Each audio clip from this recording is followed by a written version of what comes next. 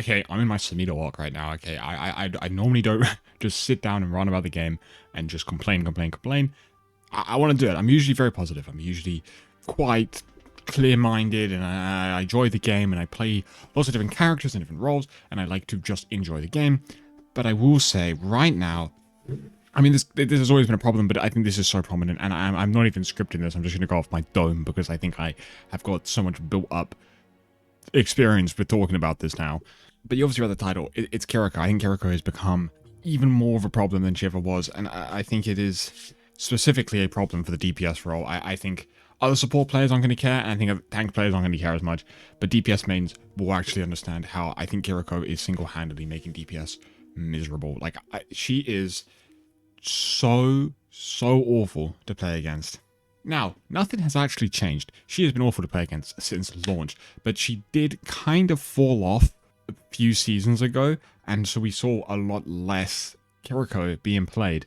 But right now, Kiriko is like hard meta, at least in, you know, I think in the even Diamond Plus, Kiriko is almost in every game. She's a popular character who is super strong. And the thing is, the reason they've become so annoying is because in my head I'm like, they're not even going to do anything about it because she's so popular and sells so many skins that they don't care that the character like actively ruins a role in the game. Let me break down why that is. It sounds a bit extreme and like I'm being really harsh, but let me actually explain why that is. Her kit feels entirely designed to deny the enemy DPS from getting a kill, from doing their job essentially. And now, I am absolutely okay with sustain abilities, I'm okay with mobility abilities, all of this is absolutely fine. I'm okay with even skill shot CC, I am okay with. So think about most of the supports, right?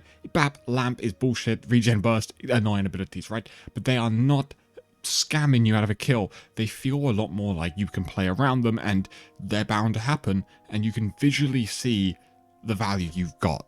Honor has to hit sleep. That is a skill shot. That hits me as a DPS. I'm like, fair enough. Lucio has actual mobility, so he can escape and duel you. So it's kind of fair enough if he runs away from you. I think Wu Yong's shift is a bit more like gimmicky, but again, you could chase this kill down, or you could actively watch him walk away. Whereas when we go to Kiriko, it's not that she just bullshits you out of a kill. It's like completely not a skillful way of doing it. There's no active thought needed. There's no fight plan needed. There's no anticipation. There's nothing. There's literally nothing. So we talked just about TP, because I think TP is honestly a million times more online. I used to hate Fluzo a lot, but I think TP is just actually one of the stupidest abilities in this entire game. Because if, say, with the example of Wu Yang, he has to shift out, right? You can watch him go to the place, and he can only go so far, and typically he's disengaging from the fight. You have actively caused him to disengage. Kiriko will TP away, and then just kill someone on the new angle that she TP'd to. So what did the Kiriko lose by being out of position in the first place? A cooldown? No, she's now in a better position than she was. There was no gain for me forcing that TP, really. This is actually very much more annoying if you play Genji as well. You just want a dash reset and then she TPs away and it's like, okay, well, what the fuck's sake, now I'm just dead. But, you know, whatever. And then I want to bring this back to the fact that we, as a community, would call bullshit on Sombra Translocator and say that she shouldn't be able to just TP across the map. But Kiriko can do it without having to put the Translocator down, and then can also TP to a better position. Translocator, you kind of have to put in, go in, and then translocate out. As soon as Translocator goes off, you know, okay, Sombra's kind of out of the fight for like a little bit. A high level Sombra will be back in the fight in like a couple seconds, but she's out for a bit. Kiriko is like, she's just on a new angle. There's like absolutely nothing she did wrong here. She's just on a new angle. So what is that? And there's also there's no skill needed to it. There's nothing to learn on Kiriko TP. It's literally just TP to someone. You can TP to anyone. Why would it? Do you know what I mean? Translocator at least is like you have to put it in a good place because it could get broken, and you don't want to translocate into a place where you are also in danger because then you have no escape route left. You also don't want to, you know, put it too far away because then you won't be able to get back into the fight in time. All this type of thing. Even when we think Tracer Recall is like, you know, you just go back to where you were and you get your health back and your ammo back. And you might say that's also crazy, but it's at least like you got to save recall. You can't greed your recall too hard, but you can't, you don't want to burn recall. It's also a predictable motion. She just goes back a few seconds. It's not that difficult to figure out where she might go. She also then loses a lot of her threat because she can't be really aggressive because she's worried about dying, obviously. Whereas Kiriko does not care. And the next part that makes, I think, TP so egregious is that she's a support character. So it's not even like she is going to use it aggressively or she's going to, be aggressive and take the TP. Obviously, she does that, but a support doesn't need to. The support already does so much by being a support, especially one with high damage, that the TP is just like a bonus fuck you to DPS players. Like, it's literally just an extra. Because it's not even an essential part of a kit. What does TP enable that any that general mobility or movement wouldn't?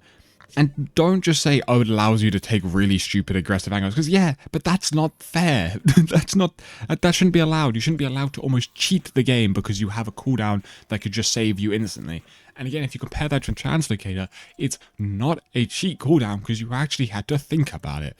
Kiriko, you just go, oh, I'm gonna die. Whoop. Okay, I'm out. Boom, I'm gone. I'm done. I've TP'd out. I'm glad they got rid of that double TP one because that's just next level stupid. That's just the dumbest thing ever. I don't even know where I was going with this anymore. But how does it feel as a DPS player? It literally feels like you're fighting a character that has a tiny hitbox, so it's quite difficult to fight anyway. Suzu makes her momentarily invulnerable and heals you and cleanses things. So you're like, okay, well, whatever, Suzu happens. I just keep fighting. And then she just TPs out. And it's like, what was even the point of anything? Or she then wall climbs. Or she then, she can stall you for so long before eventually even using TP that you just feel like you're wasting all your time. I think the biggest thing that it actually comes down to when it's like almost on a psychological level is forcing Kiriko's cooldowns does not feel nearly as rewarding or satisfying as it does to force every other support's cooldowns. So now taking that flank on the Kiriko and forcing her to Suzu and to TP is beneficial to the fight. It increases your chance of winning your team fight, but in your head you just lost a kill. Like that's how it feels. And I think feel is a million times more important than the reality. Obviously they need to blend together in a good, competent way, but if it feels awful to play, it shouldn't be in the game. Just regardless. It's why I'm on board with the idea of, as a Sombra player, I understand why people don't like Sombra. She doesn't really feel that good to play against. Whether or not she's actually balanced, or whether or not she's actually this bullshit character, which, you could argue she isn't. If she feels like it to most people, then yeah, it's a problem. I think Kiriko feels exactly like that to most people.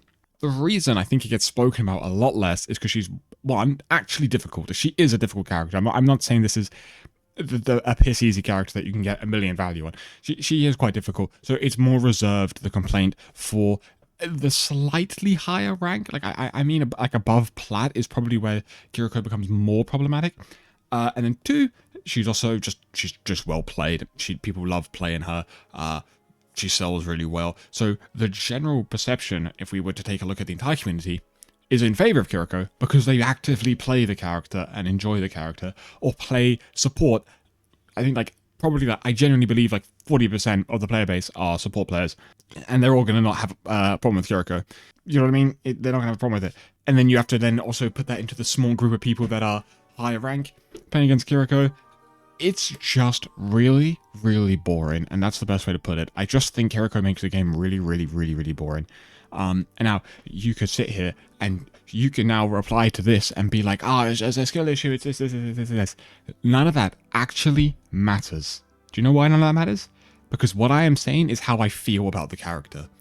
And that is what's important. Whether or not I'm correct about TP, whether or not I'm correct about any of her cooldowns, whether or not they're actually fair, maybe they're actually balanced and she's actually fair and whatever. None of that actually matters because she feels terrible to play against. And that is the bottom line. That is absolutely the bottom line. There is nothing else to add on to that. She feels bad to play against, so I don't like her. You can't give me anything that would change my mind on that. You literally can't. I was even just watching a PG video And the amount of times he as Genji just went in to kill Kiriko and she just TP's out, and it's just like this sigh of like, all right, let me just do this thing. Like, it's like everyone, it's just this unanimous distaste of her kit. So yeah, you can't come here and defend her. And even if you are a Kiriko player, you cannot be delusioned to think your character is fun to play against. I play Sombra. She's awful to play against. I know. I play Mei. She's awful to play against. Even Tracer is awful to play against. I know these things as the person who plays them, right? Kiriko players sit there in a little bubble and they actually just think, oh, my character's fair, it just does things. I just can TP across the map and face no consequence and wall climb and have a skinny hitbox and have lots of damage and also have an invulnerability ability that heals you, cancels negative effects. And I can have the best ult in the entire fucking game at a professional level. So, you know. And then you can play me with Lucio where you have beat and Kitsune. Whatever. Okay. I'm done. I don't normally like doing this style of video, but I seriously... Oh my god, Kiriko has to change. She either has to be nerfed so that she's barely played at a higher level, or they have to seriously... I actually just want TP changed. Suzu is a stupid ability, but sure, whatever. TP has to change. I'm sorry, I just can't. That is the stupidest ability in the entire game, without a doubt. It's actually insane. Thanks for watching. Peace and love. Subscribe if you hate Kiriko. By the way, I actually like playing the character. Like, I like playing Kiriko, but she's just unfun to play against. Okay. Anyway, peace out. Have a good day.